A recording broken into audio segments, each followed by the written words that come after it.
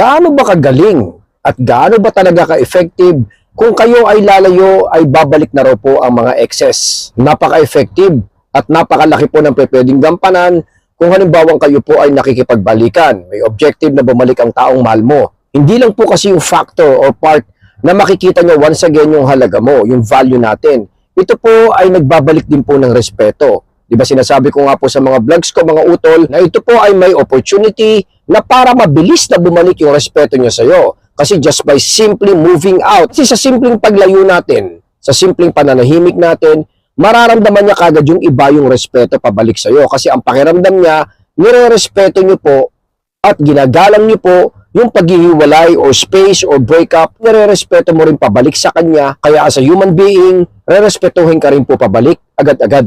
Ang totoo kasi basic na basic. Kahit saan yan, ligawan, nagsisimula ang relationship, at lalong-lalo na sa breakup, ayaw natin as a human being, yung taong hinahabol tayo, chine-chase tayo mga utol. Actually, mas preferred natin yun, tayo yung gumagawa ng paraan, tayo yung kumikilos, tayo yung humahabol. Kasi basically, when we start chasing a person mga utol, ay parang nilalagay kagad natin yung sarili natin sa ibaba, mas mababa, walang halaga. Willing lumuhod, nagpapakababa at pinaparamdam natin na tayo po ay willing sumamba. At syempre, kung ito po ay mabilis na masisense mga utol, yung attraction ay mawawala. Biglang magdadrop yung interest or even maramdaman or makita yung opportunity.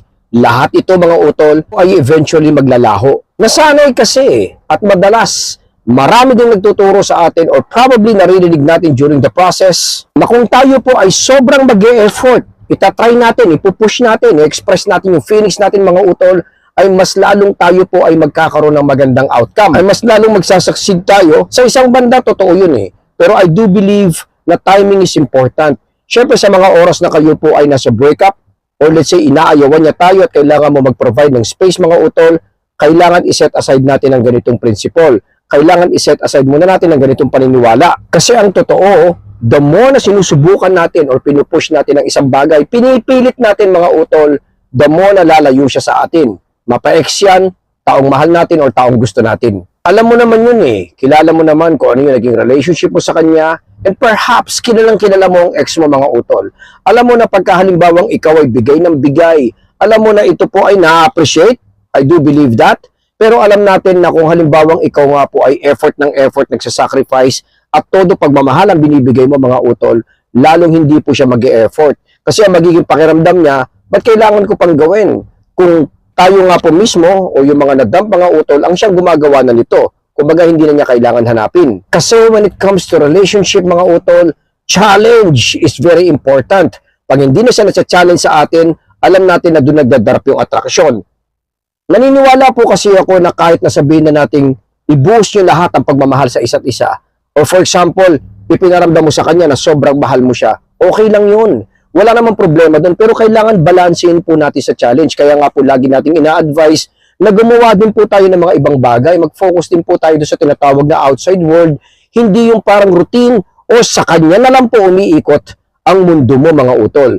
Ngayon na kayo po ay hiwalay, alam natin lahat ng mga negative thoughts o yung mga negatibong epekto nito ay tatama sa atin. Kaya para makorek yan mga kapatid, hindi mo naman kailangan sugurin or i-push o ipilit ang mga bagay-bagay sa ex mo. Alam ng ex mo na mahal mo pa siya. Pero ang dapat mong gawin is to put your ex sa position kung saan siya po ay magda-doubt sa nangyaring breakup sa inyong dalawa. I'm sure na nag-a-adjust pa rin ang ex mo sa nangyaring breakup ninyo mga utol. Natural ang pagkawala mo o paglaho mo o pag-walk away muna for the meantime mga kapatid ay alam kong e-epekto sa ex mo agad-agad, lalo na sa mga oras na to. Alam ko naman na marami kang nagawang magaganda, mabubuti, and perhaps naibuhos mo naman siguro yung love and care mo dito sa ex mo mga utol. Kung ganyan na sitwasyon, mas lalong dapat mong isipin na lumayo o dumistance muna sa ex mo. Dahil dito kanya makikita as a price, dito niya makikita yung value. Natural kasi iisipin niya na ganun ka kabait, ganun yung pagmamahal mo, at ganun ka kabuti sa kanya mga utol. Ito po eventually or naturally mamimiss ng ex mo kung halimbawang alam niyang hindi na po niya ito makukuha. Kaya nga po tinuturo ko sa mga coaching session ko, walang masama at talaga naman pong effective kung ipaparamdam mo sa ex mo na parang he or she is losing you. Yung sinasabi ko nga po na parang nawawala ka na nga po doon sa safety net at nawawala na nga po doon sa mga palad niya. Kaya once again, i-remind ko, mali yung pagbibigay ng assurance. Mali yung parang ipinaparamdam mo sa ex mo na nandito lang ako, sa likod mo, na if ever na kailangan mo, I'm ready. One call away. Mali po ito mga utol. Ang reality kasi, once na naiparamdam, na ipakita mo sa kanya na ikaw nga po ay nagbago, na-develop it to something better mga utol. Yung parang na-transform mo kaagad yung buhay mo sa sitwasyon na hindi niya inaasahan. You succeed, naging happy ka, naging matuwid ka, at naging mabuti ka.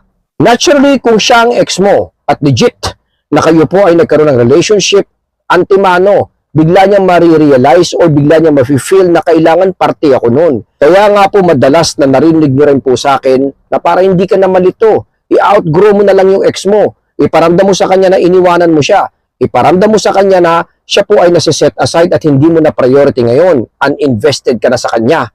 Lahat-lahat ng ito mga utol ay magkakaroon ng mabilis na epekto sa simpleng paglayo mo at simpleng pagsunod sa mga bagay-bagay or guide na sinishare po natin dito sa Papong TV mga kapatid. Mabilis na mapapabalik mo ang ex mo sa'yo. Mabilis na marirealize niya na mahal ka niya.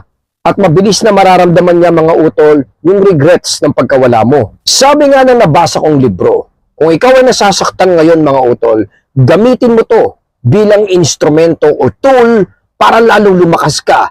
Pwede mo siyang gamiting motivation or triggering factor mga utol para mabuhay yung sarili mo. Ang heartbreak kasi mga kapatid, hindi naman talaga ibig sabihin nito na kailangan mo nang magdrama dyan, mag-emote or masaktan. Pwedeng maging simula yan mga utol. Simula ng strongest version of yourself. Simula ng pag-build ng bagong ikaw mga utol. Dahil yung bagong ikaw na yun ang kailangan iparamdam mo sa kanya or ipakita mo sa kanya. Actually, yun ang kailangan mo rin gawin kung gusto mong bumalik ang ex mo sa'yo. Kasi kung for example, mapabalik mo siya. For example, mamaya or bukas mga utol.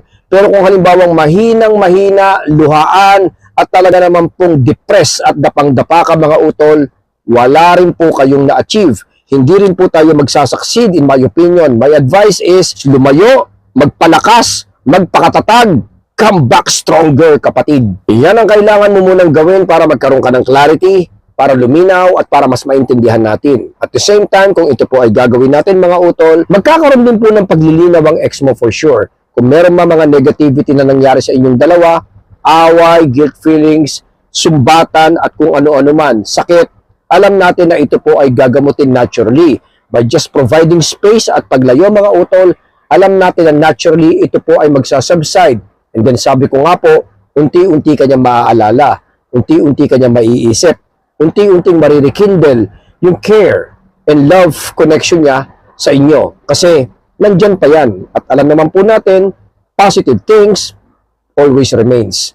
Hanggang dito na lang po muna si Papong TV. I hope na nakatulong po tayo dyan. Suportahan po natin. At syempre, bantayan po natin ang ating pamilya. Maraming salamat po sa inyong lahat. Papong TV po.